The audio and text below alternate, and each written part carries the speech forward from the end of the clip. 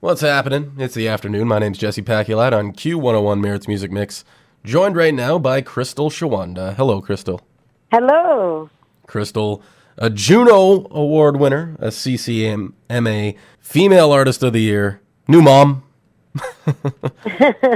How's the road, baby? Zaza.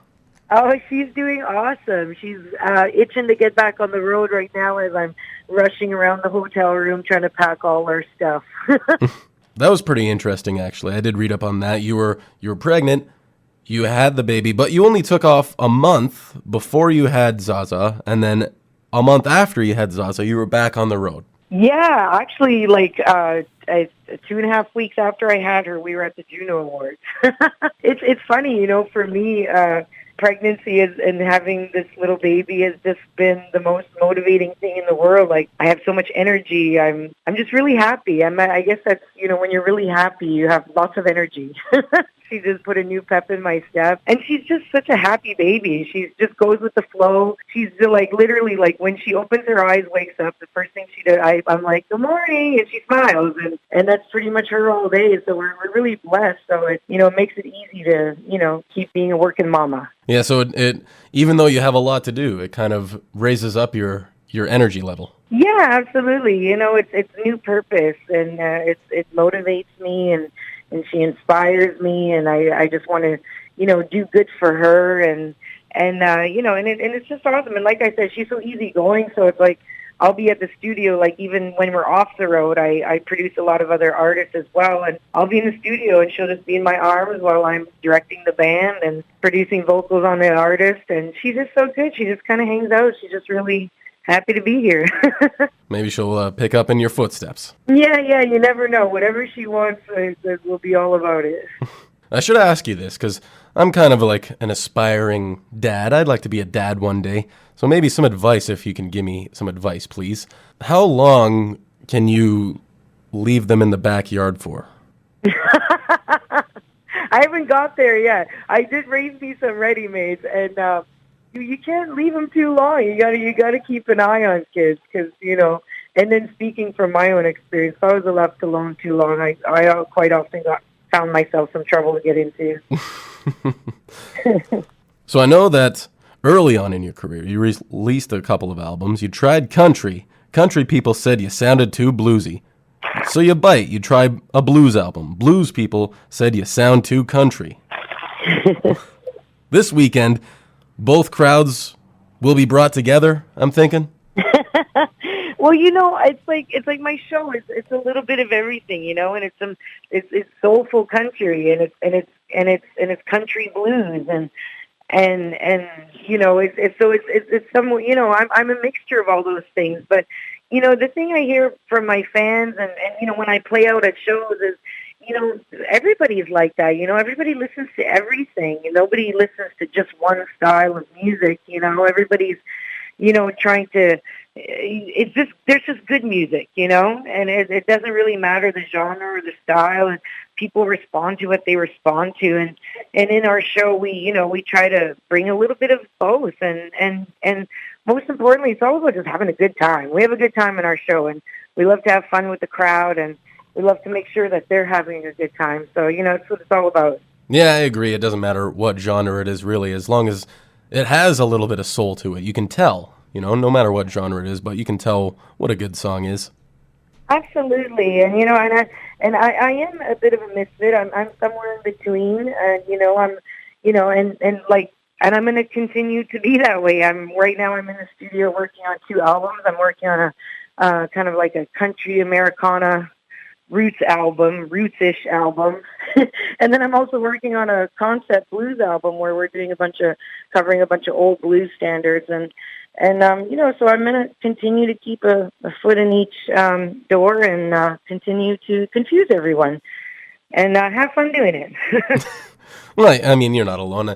People say those types of things about Kid Rock, right? What is he, hip-hop? Is he country? Get it together. It's like, well, he's just doing what he wants to do, man. Exactly. It's one of those things, and but I'm just thankful for the people, who are like, whatever it is, we like it. Just keep singing. And I'm just grateful for that and thankful to, we're very blessed this summer. We're playing country music festivals and blues festivals and folk festivals and, a lot of theater shows. And I'm just real thankful. I love to sing. I love what I do. And I'm always, thankful to that I'm coming back, in this area. Yeah, it's not your first time in Merritt. You played a smaller venue before, the Desert Inn. Yeah, absolutely. I love British Columbia, so anytime I can get a gig out this way, I take it. I love it. I feel a connection here. This is actually where I was when I first found out I was pregnant, and it's just it's beautiful here. It's just gorgeous. One of my favorite places in the world out of all the places I've toured. It's absolutely beautiful. I've spent a little bit of time here. It's going to be my first Rockin River Fest. Actually, that reminds me. So if I can make this about me for a moment, I do have a connection to you that doesn't involve music. Awesome. So when I got my first job, it was over in Yorkton, Saskatchewan, and I was a writer at that time. I wasn't on the air yet. And one of the first ads that I wrote was for you, playing at the Painted Hand Casino. Oh, nice. Yeah, and then when I moved to Edson, my second job in radio, again, one of the first ads that I wrote was for you for the White Court Casino. Oh, that's awesome. Now I'm here in Merritt, right about to do the Rockin River Music Fest, and I get to interview you. So that's awesome. Love it. So that's my connection to you. That's cool. It's fun. And here we are, full circle. Yes, here we are. So tomorrow, actually, it gets going. Can you tell us what time we can expect you and what stage and stuff? I'm playing at 9 p.m. I'm playing right before Aaron Pritchett. And I'm really excited because I played this festival years ago, and it was so much fun. We had such a great time, and we're excited to be back. We hope everybody will come out and see our show. I'll be doing, some of, like I said, some songs from all of my albums, from country to blues, mostly country, and mostly a good time. So come on out. Aside from your set, because obviously you're looking forward to your set, what's something else that you're looking forward to for Rockin River? Because I did notice that you're not on tour until after the festival's over. So are you here for the whole weekend? Oh, no. I have a show. My website just hasn't been updated. Oh, okay. As soon as I'm done Rockin River Fest, we have to fly back out to Ontario. I have my 10th annual homecoming concert. It's basically my parents' backyard in Ontario. And then from there, I'm playing a couple of blues festivals in Ontario, Kitchener Blues Fest. Then I'm playing Country Fest, which is on Manitoulin Island. I'll be opening up for Joe Nichols, and I'm doing a bunch of other shows. We're pretty busy right till September. So over at the Thousand Islands.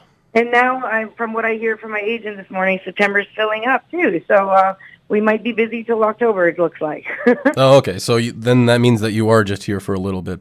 For me, I'm just hoping to catch a little bit of Aaron Pritchett's show before I have to go and catch my flight. His latest album is just awesome, and he puts on such an awesome show, and he's such a cool person. So hopefully we'll be able to catch a little bit of his show. Yeah, he was on the air on Corey's show the other day. Awesome. Yeah. He's his latest album is definitely his best work. It's awesome. It's great. Nice. All right, so you're going to be right after the Road to Rockin River Finals, right before Aaron Pritchett, and that's when you'll see Crystal Shawanda this weekend. Now, taking you back to a little bit, your first introduction to blues, I understand, was your oldest bro. So that's a pretty cool bro. Yeah. He used to sit in the basement, and he would work on. He's a hunter, so he used to make his own bullets. So he'd sit in the basement and listen to the blues and sing along and do that, and so that's kind of where I caught on. I would sit at the top of the stairs and I'd be listening in, and I was like, "Who is that?" Because I went from hearing Loretta Lynn and Patsy Cline, who are awesome, amazing, to hearing Etta James, who had such a powerful voice. It was just like, for me, it was just exciting. It was like, yay, new vocal teachers, and that's what it's all about for me. I love all different kinds of singers because they're all my teachers. Yeah, and experiencing a new song that you really like, it's like almost giving yourself a gift or something. It really something is. Weird like that. It's an awesome feeling. I'm a firm believer music is medicine, and it's whatever ails you, it'll fix it. Now, taking you to your very first album, I understand you were 13 years old. So when you're 13 and you write a whole album, Did you write songs about how parents suck and teachers are unfair and homework stinks? My Or was it more was it more love songs or something? my album was actually very that first album I did when I was a kid was very mature. I actually wrote songs about what people were going through around me, like family members. Like there was a song about my uncle and how, after his divorce, how he found a new love. And, there was a song on there about cheating. And, and I was writing for therapy, things I was seeing family members and friends of the family going through. And, I'd be kind of sad for them, like, oh, that's so sad. And then I would just write about it. I was a very emotional kid, and I had to get it out some way. So I was always writing poetry and stories and songs. And I guess that first album was actually pretty deep, pretty heavy. Pretty heavy then, okay, for a 13-year-old. It was. It's kind of funny to listen to it now, and it's, I'm sitting there with my little cowboy hat, I'm looking really mad in the picture. Can we expect some of the songs from that album on your set this weekend? Absolutely not. Absolutely not. I always cringe a little when somebody says, hey, I still have that tape. Because, see, this was back when we had cassette tapes. Right. Yeah. So once in a while somebody will say, hey, I still have that tape. And I'm like, oh, you do? That's unfortunate. Well, you've come a long way since then. Absolutely, and that's what it's all about. It's all about growing and learning and being able to laugh at yourself. Exactly. And you know what?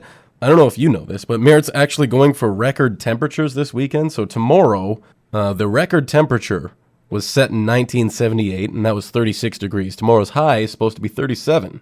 How does that make you prepare for a show? Oh, wow. That's going to be a hot one. We're all going to have to, hydrate a lot. Yeah, and with all the smoke around town. Not sure if you know about that, too. It is. We're kind of in Kelowna here yesterday. It kind of smelled like a sauna. It was like a very sweet smoke smell. And, yeah, it was kind of hazy. It's better today, so hopefully it won't be too hard on everybody this weekend. Record temperatures, accompanied by a great show. It's Rockin River Music Fest. It's actually starting up today. People are rolling in today, and tomorrow is when all the big performers get going, including, of course, my guest right now. She's opening for Aaron Pritchett tomorrow, right after the Road to Rockin River Finals. It's Crystal Shawanda on Q101. Crystal, thank you so much for joining us today. Thank you so much, and we're excited to see everyone. It's going to be a fun show. All right, see you tomorrow. See you tomorrow. Bye-bye.